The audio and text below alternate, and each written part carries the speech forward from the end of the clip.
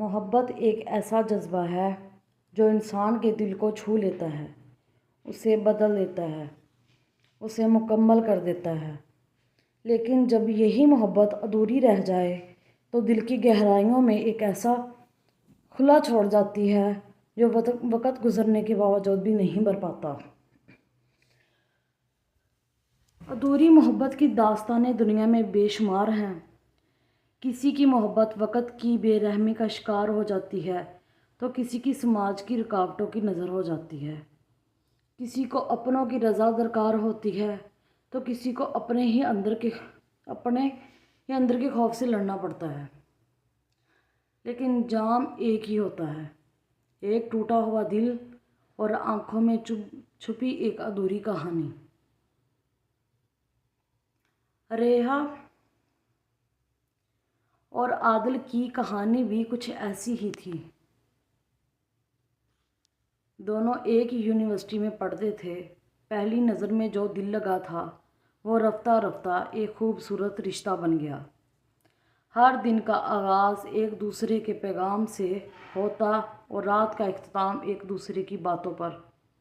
عادل ریحا کے خوابوں میں رنگ بھرتا رہا اور ریحا عادل کی دنیا میں روشنی بن گئی۔ لیکن قسمت کو کچھ اور ہی منظور تھا۔ ریحا کے گھر والے اس رشتے کے سخت خلاف تھے۔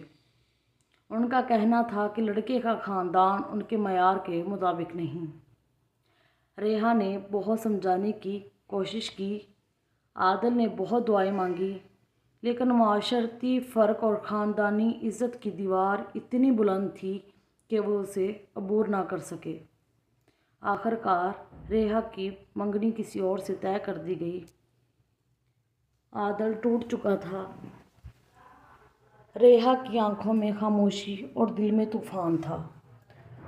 دونوں نے ایک دوسرے کو الوداع کہا، لیکن وہ لمحہ دونوں کی زندگی کا سب سے دردناک لمحہ بن گیا۔ ادھوری محبت کی خاص بات یہ ہے کہ یہ کبھی ختم نہیں ہوتی۔